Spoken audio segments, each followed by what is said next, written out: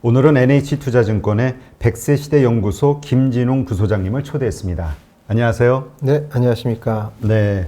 요즘 이제 저희 구독자층들도 한 뭐 40대부터 60대까지 이런 것 중년층 이후의 분들이 많이 계셔서 네. 이 노후 대책과 관련해서 많이 이제 궁금해 하시는데요. 네. 일단 뭐 요즘 뭐 어느 정도 한 40 전후만 돼도 가장 고민하는 게 이제 은퇴 이후 뭐 노후 대책 문제겠죠. 네. 어떻게 이 노후 대책을 세워야 잘 세우는 걸까 많이들 고민하는데 오늘 전문가이시니까 좀 네. 여러 가지로 좀 질문을 드리겠습니다. 네. 일단 개인적으로 그 소장님은 어떻게 그 노후 대책을 준비하고 계시나요?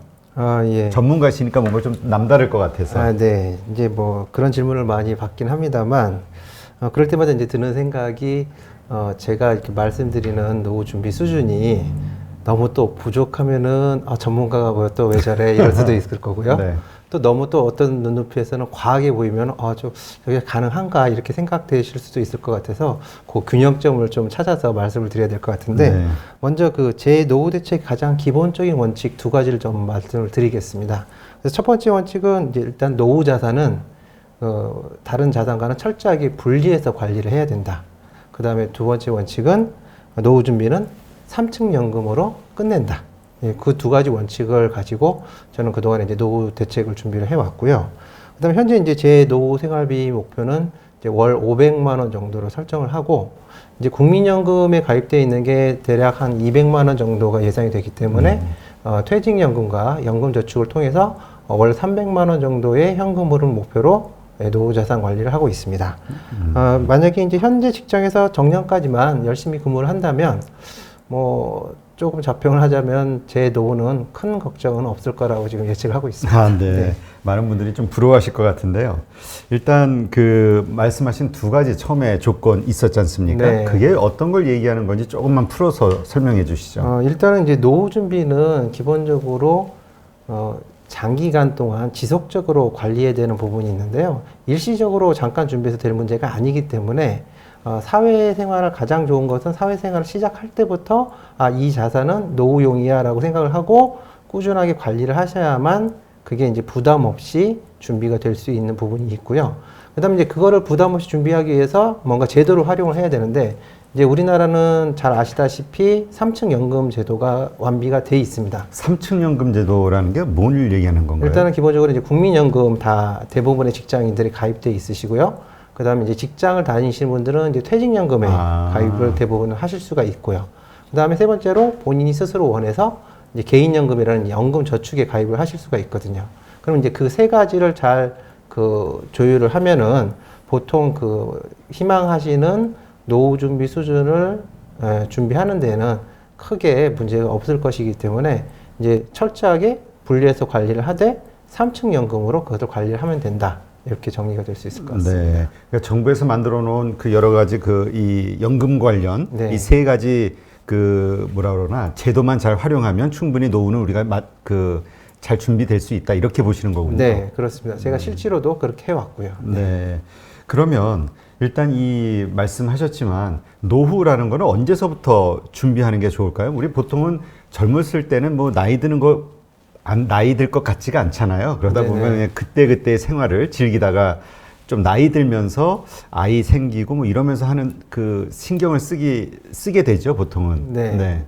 일단은 이제 노후라고 생각하면은 이제 뭐 은퇴에 임박하신 분들에야 당장 큰 걱정거리가 돼 있긴 하지만, 뭐 이제 생각하셨던 것처럼 옛날에 이제 젊었을 때를 생각을 해보면은 아무래도 이제 노후는 좀 먼 이야기 같고, 그렇다 보니까 아무래도 다른 이벤트들이 많이 있지 않습니까? 네. 뭐 결혼도 있을 거고 출산도 있을 거고, 그런 이벤트들에 집중을 하다 보면은 노후는 아무래도 뒷전으로 밀릴 확률이 좀 높은데요. 행운이라고 할 수 있겠죠. 불행이다가 아니라 행운이라고 할 수 있는데, 저는 연금과 관련된 직업을 가지고 있다 보니까 일찍부터 이제 노후 준비를 어떻게 하는 게 효율적이다. 이제 젊었을 때 당시에는 저도 그게 이런 쪽으로는 말이 되는데 이게 진짜 맞을까라는 의심을 하면서도 이제 직업이 그러다 보니까 자연스럽게 연금을 그냥 넣었었는데, 일정 시간이 딱 지나고 보니까 이게 굉장히 내 노후 준비에 큰 영향을 미칠 수 있겠구나라는 생각이 들면서 좀 더 이제 본격적으로 노후 준비에 좀 더 힘을 많이 기울였었죠. 네. 네. 일단 그 여러 가지 얘기들이 있죠. 그 국민연금 같은 거는 지금 암만 넣어봐야 나중에 못 찾는다 이런 얘기도 있고. 네. 뭐 하여튼 여러 그 소문이 떠도는데 오늘 한번 차근차근 실제 어떠한 상황인 것인지 한번 네. 살펴보도록 하죠. 네. 근데 일단 어떤 그 제도를 활용한다 하더라도 우리가 이제 기본적으로 지금 뭐 워낙 저금리 시대이기 때문에 투자는 바탕으로 깔고 가는 거잖아요. 네네. 그렇다고 했을 때 뭐 부동산 투자도 있고 주식 투자도 있고 뭐 여러 가지가 있을 건데 네. 뭐 저금 예금이나 네. 적금 보험 네. 어떤 형태의 그 투자를 통해서 그 자산을 계속 증식해 나가는 게 좀 유리하다고 보시나요?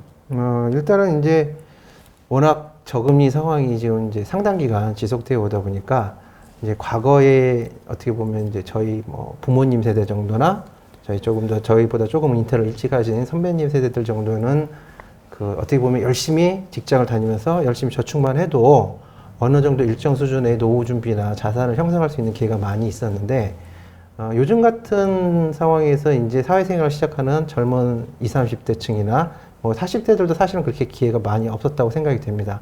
저금리 상황에서 저축만으로는 원하는 자산 수준이나 원하는 안정된 노후를 준비하기에는 조금 부족하지 않을까 이제 이렇게 생각이 돼서 뭐 요즘 이제 주식 투자 열풍도 좀 불고 있고 동학개미 운동이다 이러고 뭐 작년 이제 올해 지난 그 부동산 투자 열기나 이런 것들을 볼 때는 분명히 이제 저금리를 극복하기 위해서는 그 투자 상품 이제 투자를 해야 되는 상황이긴 한데 다만 이제 여기서 주의할 점은 투자하는 자세로 접근을 해야지 만약에 이제 그거를 빠른 시일 내에 부자가 되겠다는 어떤 투기성 하는 자세로 접근을 하면은 오히려 실패할 확률이 높고 이런 투자하는 마인드로 접근을 해야 된다. 그런 걸 좀 말씀드리고 싶습니다. 네, 그렇군요. 그러면 일단 다시 한번 그 질문을 드리면 제가 30이에요. 그러니까 네. 말씀하신다면 네. 한 살이라도 어렸을 때가 좋다는 겁니까? 아니면은 뭐 어느 때가 적당하다는 건가요, 나이가? 일단은 노후 준비는 최대한 일찍, 최대한 오래 할 수 있는 게 좋습니다. 그러면은 예를 들어서 첫 직장 들어갔을 때부터 네, 네. 처음 그냥 직장 사회생활을 시작하면서 요즘 가능하다면은 오히려 이제 대학교 다닐 때도 이제 연금저축계좌를 만들 수 있거나 이럴 수 있거든요. 그래요? 네. 그럼 그때부터 소액이라도 노후 준비를 하는 습관을 들여서 그걸 장기간 유지를 하면 분명히 그게 나중에는 본인의 노후 준비에 큰 도움이 된다는 시점이 올 것입니다. 네. 그러면 말씀하신 그 세 가지 가운데서 일단 국민연금을 한번 이야기 나눠보죠. 네. 일단 국민연금 하면 우리가 그냥 좀 아깝게 생각하면서 내는 경향이 네, 있거든요. 네, 네. 이거 찾지도 못할 돈 이거 괜히 나라에서 나한테 뭘 네, 해줬다고 그렇죠. 예, 이런 네. 생각을 하는데 네. 국민연금에 대해서 좀 그 정확한 상황을 좀 설명을 해주시죠. 예. 먼저 솔직히 말씀드리면 저도 젊었을 때는 국민연금 이거 괜찮을까라는 의심을 좀 하던 시절도 있었습니다. 하지만 이제 이 연금과 관련돼서 계속 조사를 하고 분석을 하다 보니까 일단은 상품적으로 금융 상품적으로는 사실은 국민연금만한 연금 상품이 없습니다. 그래요? 네. 일단은 첫 번째 국가가 보증을 해주죠. 일단은 국가가 보증을 해준다는 안정성을 가지고 있고 이제 두 번째는 그 실질 가치, 연금의 실질 가치를 보장하는 물가 상승을 쫓아가는 기능이 있습니다. 네. 네, 지금 100만 원이 이제 현재 만약에 100만 원을 타시는 분은 나중에 물가 상승이 올라가서 뭐 어느 정도 금액이 올라가더라도 그에 상응하는 연금을 타실 수가 있는 거거든요. 그 다음에 이제 그 세 번째는 종신연금. 그러니까 가입자가 사망할 때까지 연금이 계속 지급된다는 거거든요. 근데 사실은 보통 우리가 이제 장수 리스크라는 얘기를 많이 합니다. 본인이 예상보다 오래 살게 될 리스크. 물론 장수면은 당연히 좋은 일이지만 이 단지 오래 산다고 좋은 게 아니지 않습니까? 어느 정도 경제적인 여유가 밑받침되고 건강하게 오래 살아야 그게 이제 그 좋은 일이 될 텐데 이제 경제적인 부분에 있어서는 국민연금이 종신적으로 지급을 해줄 수 있기 때문에 이게 어느 정도 뭐 풍족한 수준까지는 아니지만은 생활을 유지하는 데는 상당한 도움을 줄 수 있는 연금 기능을 가지고 있는 것이죠. 네. 네. 근데 많은 분들이 이게 내가 그 연금을 탈 나이가 되면 네. 앞으로 한 20, 30년이 지나면 고갈돼서 줄 돈이 없을 것이다. 예. 이런 얘기 하시는 분들도 있거든요. 근데 이제 국민연금 관련돼서 이제 말씀을 드리면 이제 그런 부분들 걱정을 많이 하시는데 뭐 걱정을 하실 수도 있는 부분이죠. 걱정을 하실 수도 있는 부분이지만 이제 정확하게 말하면 고갈에 대한 걱정은 사실은 제도를 운영하는 국가의 고민인 거고 그 가입돼 있는 개인의 고민은 사실은 아닙니다. 세계 어느 나라 봐도 연금 제도를 그냥 중단하거나 이렇게 포기한 적은 없거든요. 세금 제도를 고치던가 뭔가 다양한 연금 제도의 개선을 통해서 어느 정도 유지를 시켜줬지 그걸 바로 뭐 그냥 못하겠다고 손들어 버리는 경우는 한 번도 없었습니다. 그렇기 때문에 너무 미리 그걸 걱정을 하지 마시길 바라면서 그리고 또 사실은 그 고갈 시점이 현재 경제 활동을 하시는 분까지는 크게 영향은 사실은 아직은 없어요. 아, 그래요? 그 상황에 따라서 조금씩 개선이 되고 뭔가 조정이 되고 또 경제 상황에 변화가 일어나면 얼마든지 그 연금 제도에도 변화가 일어날 수 있는 거거든요. 그러니까 너무 미리 걱정하시기보다는 개인의 입장에서는 어떻게 하면 내가 주어진 이 제도를 최대한 잘 활용을 해서 내 노후에 도움이 될까? 그 고민을 하시는 게 훨씬 더 생산적일 거라고 생각이 됩니다. 네. 그러면 참 이게 국민연금과 관련해서는 이 맞벌이 하시는 분들이 특히 궁금해 하는 부분이 있는데 네. 이래서 이제 결혼하기 전이라든가 뭐 어쨌든 여러 이유로 혼자 이렇게 납부할 때는 괜찮은데 그러다가 이제 뭐 부부 결혼을 하거나 네. 해가지고 이제 2명이 됐어요. 네. 그러면 어떻게 되는 겁니까? 각자 어쨌든 급여를 타면은 맞벌이를 하면은 다 내는 거잖아요. 네, 이제 보통 요즘은 워낙 맞벌이가 대세니까요. 예전에 비해서는 그 부부가 같이 경제 활동할 경우들이 많으시기 때문에 당연히 두 분이 버시면은 경제적으로 여유롭죠. 마찬가지로 연금도 맞벌이가 되면 노후가 훨씬 더 여유로울 수가 있습니다. 일단은 그래서 가능하다면 연금도 맞벌이를 하는 게 좋은데. 뭐 당연히 이제 맞벌이신 분들은 직장에 속해 있으시기 때문에 국민연금 자동으로 가입되니까 맞벌이가 되시겠지만 그러면 우리 집은 외벌이인데 그럼 어떻게 국민연금 맞벌이를 하시는데 맞벌이할 방법이 있습니다. 어떻게요? 예, 국민연금에 이미 가입을 하는 방법이 있습니다. 예, 그러니까 이제 경제 활동을 안 하시는 배우자라도 국민연금에 이미 가입을 통해서 어느 정도 정해진 보험료를 납부를 하시면 나중에 이제 나이가 정해진 연금 수령 나이가 되셨을 때 국민연금을 타실 수가 있거든요. 그러면 이제 자연스럽게 노후의 연금은 맞벌이가 되는 거죠. 앞서 말씀드렸지만 국민연금 같은 경우에는 어떤 연금 상품보다 민간의 연금 상품보다 좋은 조건을 가지고 있다고 말씀드렸지 않습니까? 만약에 특별히 노후 준비를 하지 않고 계시다면 최우선적으로 이제 경제 활동을 하지 않는 배우자가 있으면 국민연금을 가입하는 방법을 먼저 검토를 해보시는 거 좋겠습니다. 그러니까 그냥 그 한 가정에서 일하는 사람, 네. 뭐 남편이 일한다든가 이랬을 때 자동으로 가입해서 이제 그 돈 가지고 나중에 노후를 같이 부부가 이렇게 네. 생활을 하는데 네. 여유가 있다면 지금 부인 그렇죠. 혹은 뭐 남편 일하지 않는 한쪽에게도 그 가입을 할 수가 있다. 네. 그러면 예전에 그런 뉴스를 본 것 같아요. 국민연금이 한때 뭐 이러이러한 혜택이 있다 해가지고 네. 돈을 막 목돈을 갖다가 일부러 네, 집어넣는다는 뉴스가 나왔던 적이 있었거든요. 네. 그러면 지금 말씀대로 내가 이미 가입하거나 아니면 내가 그냥 가입은 돼 있지만 매달 조금씩 나가는 그 돈을 임의로 더 크게 확 집어넣을 수도 있는 건가요? 저축하듯이? 이제 그 말씀하신 내용이 추후 납부에 관련된 내용이거든요. 그러니까 예를 들어서 이제 어느 한 분이 직장 생활을 이제 결혼을 하면서 관두셨을 때 과거에 직장 생활했을 때 이제 국민연금을 납부한 내역이 있지 않겠습니까? 근데 국민연금은 기본적으로 연금을 타시려면 최소한 10년 이상을 납입을 하셔야 돼요. 네. 그러니까 납입 기간이 10년을 충족하셔야 되거든요. 그런데 이제 그게 안 됐을 경우에는 그냥 이제 그 해당되는 금액을 일시금으로 지급을 하는데 나는 이거를 연금으로 타고 싶어. 그런 분들을 위해서 그런 분들은 이제 나중에 내가 그럼 안 낸 기간 동안 내가 냈던 금액에 해당되는 금액을 물론 이제 무조건 많이 낼 수 있는 건 아니고요. 범위가 있는데 그 금액만큼을 일시에 다 납부를 하면 그걸 납입 기간을 복원을 해줍니다. 그러면은 옛날부터 가입된 걸로 쳐줄게라고 복원을 해주거든요. 그러면 그분은 그 이후에 이제 계속 그 해당되는 금액을 계속 연금 수령 개시 전까지 납입을 하시면 나중에 연금을 타실 수 있는 요건이 자연스럽게 이제 성립이 되는 거죠. 그렇군요. 그러니까 그냥 뭐 내가 넣고 싶은 만큼 돈을 넣는 게 아니라 네, 무조건 넣는 건 아니고요. 그 이전 그러니까 납입 기간과 아마 네. 그 최초로 그 냈던 어떤 금액 그 정도를 아마 기준으로 그러니까 하겠죠. 직전에 이제 마지막으로 냈던 금액 수준이 될 것 같고요. 그 다음에 이제 그 사람마다 다르기 때문에 이제 정확히는 이제 한번 그 국민연금공단에 문의를 해보셔야 되겠지만 뭐 대략적으로 이제 뭐 요즘 뉴스에 많이 나오는 그 재테크 수단으로 많이 변질이 됐다. 여유가 있는 사람들이 사실은 그 납입 기간에 해당되는 금액이 절대 작지 않은 돈일 텐데 이제 그걸 한꺼번에 낸다는 게 사실은 쉽지는 않지 않습니까? 그렇죠. 경제적으로 이제 여유가 있어야 된다는 조건이 좀 필요하기 때문에 그런 분들이 이제 그걸 이제 재테크 수단으로 활용한다. 약간 이런 그 뉴스가 이제 종종 나왔었거든요.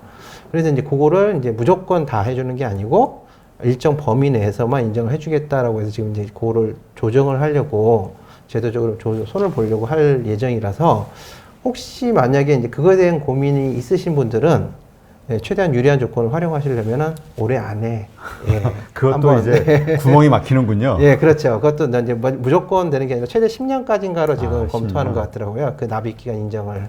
그러니까 혹시 고민이 되시는 분들은 한번 예, 미리 한번 상담을 하시고 의사결정을 빨리 하셔야지 될 것 같습니다. 그러면 네. 그거는 어떻게 됩니까? 이 연금은 몇 살까지 네. 납부할 수 있는 거죠? 일단은 이제 국민연금을 말씀하시는 네네, 건가요? 국민연금. 국민연금은 이제 연금 수령, 그러니까 제가 이제 70년생인데요. 이제 약간 생년에 따라서 기준이 좀 틀립니다. 저는 이제 65세부터 연금을 수령할 수가 있고요. 연금 납입은 60세까지 할 수 있습니다. 아, 예. 60세까지. 예, 그런데 제가 혹시 연금이 좀 부족해서 연금을 조금 더 납입을 하고 싶다라고 하면 이미 계속 가입이라는 게 있습니다. 아, 임의로. 예, 그래서 그거를 제가 60세부터 원래는 60세까지만 내고 이제 65세 때 연금을 타면 되는데 나는 좀 연금이 부족한 것 같으니까 좀 더 내겠습니다. 그리고 가입 기간 늘리겠습니다 하면 60세부터 또 65세까지 더 납입을 할 수가 있습니다. 아, 예, 그러면 그래요? 그걸 이미 계속 가입이라고 해가지고 납입 금액도 늘리고 납입 기간도 늘려서 내가 받을 수 있는 연금을 조금 더 늘릴 수가 있는 방법인 거죠. 네, 그러니까 65세까지는 가능할 수도 예, 있다. 예, 예. 아니, 왜냐면 60세 은퇴를 한 다음에 또 다른 직장에서 네, 또 네. 일할 수 있잖아요. 네. 그럼 거기서도 4대 보험 이렇게 뛰어가지 않나요? 근데 그럴 수 있죠. 이제 60세까지는 이제 그냥 의무적으로 당연히 뛰어가고요. 60세 이후는 본인이 의사를 밝혀야지 됩니다. 예. 그럼 내가 만약에 62세다, 61세다. 예. 근데 어디서 일을 하는데 급여를 받아요. 예. 급여를 받는데 나는 그 국민연금 가입 안 할래라고 하면은 예. 그거를 수령하지 않고 그냥 이제 회사에서 나는 저한테 국민연금은 이제 더 이상 이제 납입 요건은 다 채워졌기 때문에 국민연금 납입 의무는 없는 거죠. 예. 그런 이유가 있겠네요. 네. 그러면 현재 그 뭐라 그럴까요? 현재 그 맞벌이 이 국민연금을 통해서 그 충실하게 이렇게 해오신 분들이 현재 어느 정도의 어떤 소득을 보통 받고 있나요? 그 연금을? 이제 대략적으로 뭐 많이 받으시는 분들은 이제 여러 가지 그 국민연금 제도를 잘 활용을 하면 뭐 부부 합산 기준으로 200만 원 이상 받으시는 분들도 꽤 많이 있으신 걸로 알고 그래요? 있습니다. 근데 이제 평균적으로는 현재 기준으로 한 90만 원 초반대 정도 이제 국민연금을 수령하고 계시고, 그 다음에 이제 저희가 가끔 이제 서베이를 해보는데요. 이제 보통 이제 국민연금은 이제 가끔 공단에서 그 우편물도 날라오고, 그 다음에 이제 사이트에 들어가면 내가 얼마 받을 수 있는지 확인이 되시잖아요. 네. 그래서 그런 거 관련해가지고 이제 서베이를 해보면 중산층 기준으로는 대략 한 120, 30만 원 정도 연금 수령이 예상된다. 이렇게 되시는 분들이 꽤 많습니다. 그렇군요. 그런데 만약에 그 남편 이름으로 계속 이제 했어요. 네. 근데 남편이 만약에 일찍 사망을 해요. 네. 그러면 그 부인, 가족은 어떻게 됩니까? 이제 국민연금이 받던 분이, 국민연금을 수령하던 분이 만약에 사망을 하게 되면 이제 유족연금이 책정이 돼서 받을 수가 있는데요. 유족연금은 그 사망하신 분의 받던 연금에 이제 40에서 60% 이제 가입 기간에 따라서 좀 차등이 있습니다만 이제 10년이면은 이제 40%고요. 20년 가입 기간 20년이면 이제 60%. 그러니까 만약에 제가 100만 원의 국민연금을 수령하고 있었는데 사망을 했을 때 이제 60만 원의 유족연금이 제 배우자한테 나갈 수가 있습니다. 그리고 거기에 이제 만약에 부양가족이 있으면 이제 부양가족이라는 건 아주 고령이거나 아니면은 그 미성년 자녀거나 이제 이런 있으면 부양가족 연금 추가로 책정이 더해서 나가는 거죠. 그렇군요. 그러니까 이게 그래서 이게 가능하다면은 이제 서로 그 뭐라 그러나 임의 가입을 해서 양쪽이 다 돈을 받는 게 유리하다. 네네. 이런 얘기군요. 이제 그게 이제 보통 그 유족연금에 대한 그 내용들을 꽤 많이들 알고 계셔서 이제 연금 맞벌이를 이렇게 하셔라라고 했을 때, 그럼 나중에 그 유족연금 받을 때 불리해지는 거 아니냐. 이제 둘 중에 하나만 받아야 되니까 이제 불리해지는 거 아니냐. 이런 질문들을 가끔 하시는데요. 이제 유족연금 같은 경우 아까 말씀드린 것처럼 사망한 분의 연금의 60%를 일단 받는다고 치고, 이제 만약에 예를 들어서 제가 이제 제 와이프가 임의 가입을 해서 50만 원의 국민연금을 받고 제가 100만 원을 받고 있는데, 만약에 이제 제가 사망을 하면은 이제 유족연금이 60만 원이잖아요. 네. 그러면은 이제 그 유족연금과 그 본인 연금과 유족연금의 30% 18만 원을 더해서 50에서 18만 68만 원을 선택하든가, 아니면 그냥 제 유족연금 60만 원만 선택하든가, 그렇게 하실 수가 있어요. 아. 그러니까 그걸 비교를 한번 해봐야 되는 거예요. 만약에 제가 200만 원의 연금을 받고 있었다면 그건 고민의 대상이 아닌 거죠. 왜냐면 작을 때. 60%면 120만 원이고 본인이 받는 거에 유족연금의 30%만 더해도 훨씬 못 미치잖아요. 그럴 경우에는 이제 유족연금을 선택하셔야 되는 거고, 비슷한 수준의 연금을 받으시는 분들이 둘 중에 한 분이 돌아가셨을 때는 그냥 본인의 연금과 유족연금의 30%를 받는 게 더 유리하게 되시는 거죠. 아, 그러니까 1번 네. 사망한 그 배우자의 네. 받는 연금액의 60%를 네. 받을 것이냐, 네. 아니면 내가 받는 거 플러스 요거의 30%를 그렇죠. 받을 것이냐, 유족연금의 결정을 30%. 하면 되는 거네. 네. 예, 그러니까 유족연금에. 원래 받던 거 18%가 되겠죠. 네. 아, 그렇군요. 이렇게 해서 우리가 근데 이혼할 경우는 어떻게 됩니까? 아, 이혼이요? 아니, 갑자기 여러 경우의 수가 생각이 나네. 황혼 이혼 얘기도 많이 있고 고민이 네. 충분히 될 수 있는 부분이라고 생각은 됩니다. 근데 이제 예를 들면은 뭐 두 분 다 이제 경제생활 활동을 하다가 연금을 받는 게 있으면은 크게 문제가 없겠지만, 경제생활을 안 하시던 분이 이혼을 하게 되면은 이제 경제생활을 하는 분만 국민연금을 받고 계셨을 거 아니에요. 네. 그러면 이런 경우에는 그 경제생활 안 하시는 분의 생계가 굉장히 타격을 입을 수가 있겠죠. 네. 근데 그런 것을 대비를 해서 사실은 분할연금 제도라는 게 있습니다. 그러니까 결혼 기간에 해당되는 만큼 그 가입 기간의 50%는 이제 분할연금으로 청구를 할 수가 있는 거죠. 그러니까 이 결혼을 하고 나서 뭐 예를 들어서 이제 제가 가입 기간은 20년인데 결혼 기간은 10년이에요. 그러면은 이 10년에서 절반에 대한 해당되는 연금을 청구할 수가 있습니다. 이 분할연금은 국민연금뿐만이 아니라 다른 공적연금, 뭐 그러니까 사학연금이나 뭐 공무원연금 다 해당이 됩니다. 아, 그렇군요. 그래서 이제 재미있는 에피소드가 하나 있는데요. 제가 아시는 선배분께서 이제 이 분할연금에 대해서 말씀을 드렸더니, 아, 큰일 났다. 와이프한테 잘해야겠다. 이렇게 말씀을 하시는 거예요. 와이프가 네. 이혼하자 그러면 제 연금이 줄어드니까. 근데 제가 그 선배님한테 말씀을 드렸죠.